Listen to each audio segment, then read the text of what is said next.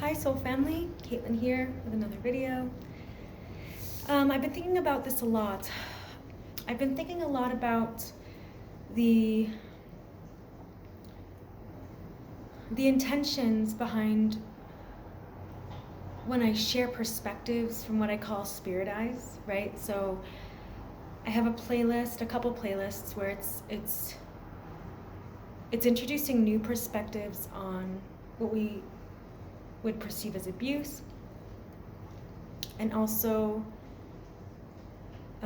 like relating to family. There's a couple playlists, and it's not to invite the idea of justification for anything or whatever we've experienced, but I've noticed as we get deeper and deeper on this journey of awakening and really understanding the reality, the nature of reality, right? How everything works energetically, how we are energy.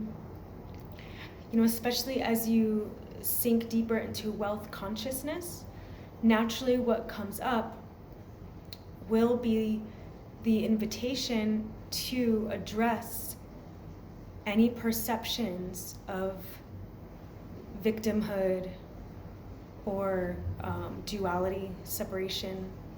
I notice as we sink deeper into wealth consciousness, we're really, it's kind of like, in my experience, we're initiated it through unconditional love, because that is this experience. Unconditional love is the experience of receiving, right?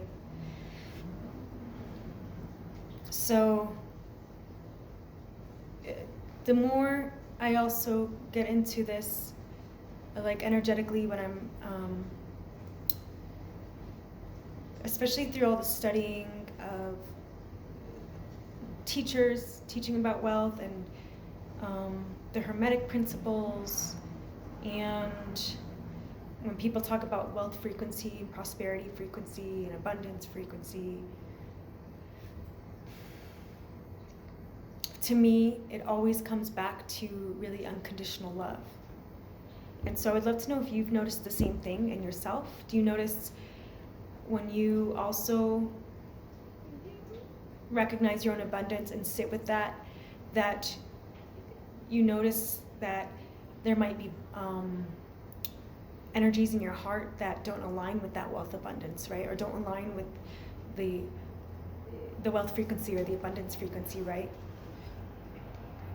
So it's like, oh shoot, we have to harmonize that because I want to be receptive, right? And I'm understanding this more, especially if you look at Florence Scovel Shinn, one of the things she taught was that she perceived every single person in her life. She would say, every person is a golden link in my chain of prosperity. And when I first heard this, I was like, oh, that's a cool outlook, sure. And I kept saying that.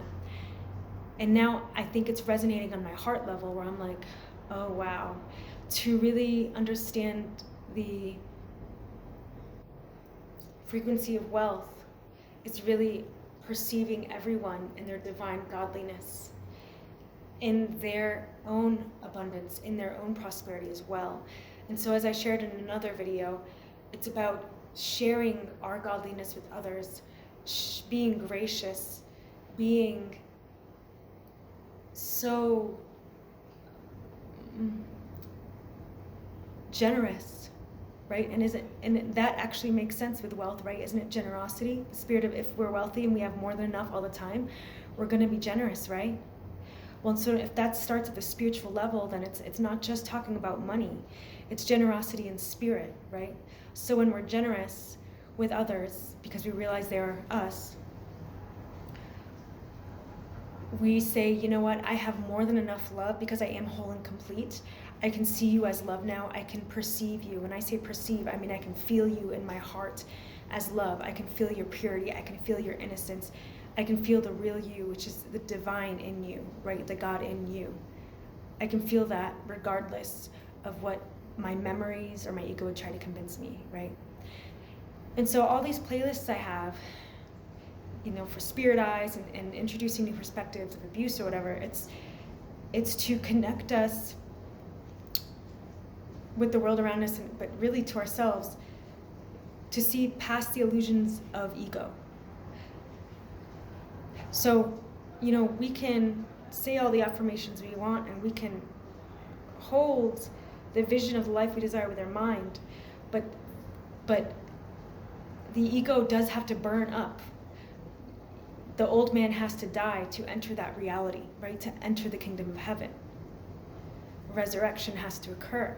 So what I've found is when I try to enter the kingdom of heaven and maintain a vision without addressing the inner work, without addressing the forgiveness that I'm withholding, or without addressing the old stories that need revision, I'm not going to be able to enter the kingdom of heaven, because my frequency is off. It's not matching what's up here. It's holding me anchored to a lower realm, you see? So I just want to share that, because if you've seen those videos and you might be like, I don't understand the function of that, well, that's the spiritual function of it. It's not just to say to bypass and kind of ignore everything. It's to absolutely feel it and acknowledge what you've been through, acknowledge the pain, but when we reach the point of realizing that suffering is optional, and we choose not to suffer, you're going to be taken more and more up into your godliness. And you're going to naturally be inclined and desire to see only God in others, right? To see only divine in others. And this has been really difficult for me. I'm not going to lie. It's really hard when you're in close relationships with everyone, right? It's so much easier when you isolate yourself from the world, But then when you start interacting with people again, and you're feeling the same resistance, right, that you felt for a long time, that same discomfort around them. Well, how I'm using that now, because what I used to do was just if I felt that discomfort, we'll just take calling my mom on the phone, for example. So let's say you have family where it's you've gotten to the point where you've detached from egoic victimhood, right? You're I'm not a victim of anyone. I understand that I created that reality for my highest good. I understood that every event in my life served for my initiation into my awakening. But you're still kind of dancing with the idea of this person being a certain way, right? Where you're not looking at them as divinity or truly embracing them as yourself. When we're in that frame of mind, we're going to have resistance towards being open-hearted to them. And this is where I'm noticing that open heart at all times. I really believe that's the portal for infinite wealth, Now, don't get me wrong, we have access to infinite wealth all the time. But for me, what I feel in my spirit is I want to get to the point of being open all the time so that things can just flow effortlessly, right? All the time and at ease. So energetically, when I sense that, I always want to go back and undo that resistance, right? So when there is not that recognition of divinity in others, right? Maybe it's there mentally, but it's not in our heart yet, right? We haven't embodied that acceptance and true acceptance in our heart for them as divinity. We're still going to try to,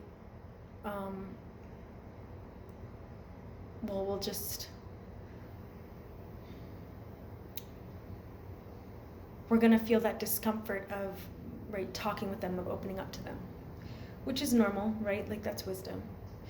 But so what I've learned to do is when I feel that resistance now, I used to just stay there, right? I would just kind of, I would feel the resistance, and then I wouldn't reach out, engage in relationships. And now I'm really doing the work to be let me transform that entirely, because I am God. So if I can refine and revise not only my memories, but then also completely feel differently in my heart about them, it's only a matter of time before reality will bend, right? So my work now is completely using resistance and the discomfort, I feel, to point me as a reminder that, okay, I need to connect with my heart. I need to connect with the divinity in them. So I will take a moment whenever I feel that resistance, and I'll mentally affirm, like, thank you for being divine. Thank you that, like, I'll just say in my mind whatever I want to affirm for this person that I feel resistance towards based on old memories and old experiences, right? Old feelings I'm holding on to. And then I'll also just sit and cultivate that feelings in my heart for them. Like, okay, if I truly recognize this person as divinity, if I truly recognize them as God, as me, what would I really feel for them? And just like love, love, love, right? So I just would invite you to this practice because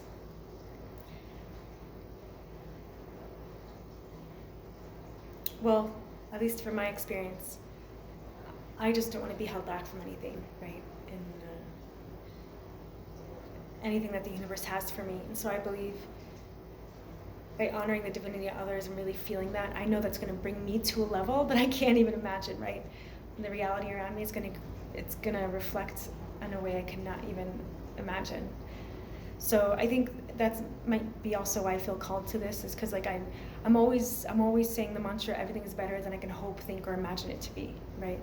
And I've said that for a very long time, and now it's like my spirit's kind of like catching up with that calling and like catching up with the recognizing everything, every energy that's not in alignment with that, right? So yeah, I just wanted to share that. That is the intention behind behind seeing the behaviors of people differently, you know? So when we're looking at people, our egoic mind, what we've been taught and conditioned to do is, this behavior means that.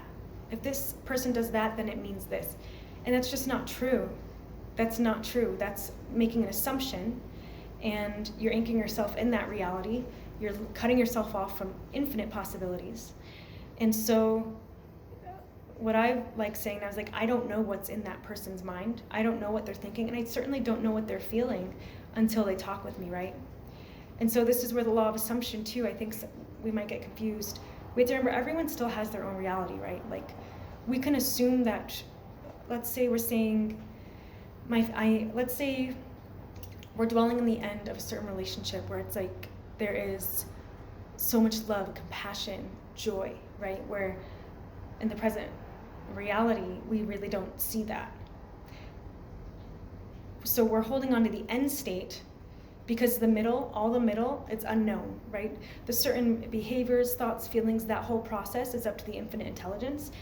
And it's also in accordance with the other person and how their infinite intelligence works with them, right? Does that make sense? Like, yes, we are one soul, but I've learned that by holding that space for the unknown,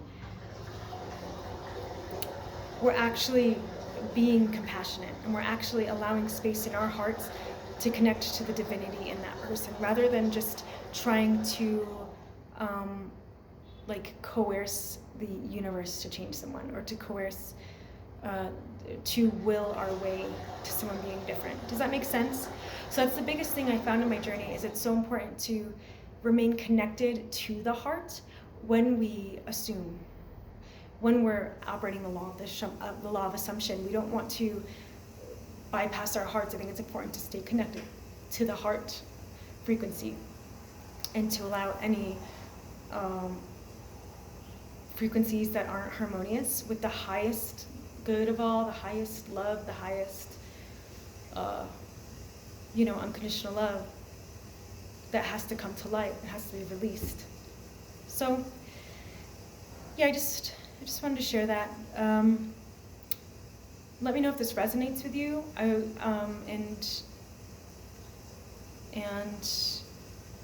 I would love to hear your experiences on this, what you think, and I will see you in the next video. Thank you for watching.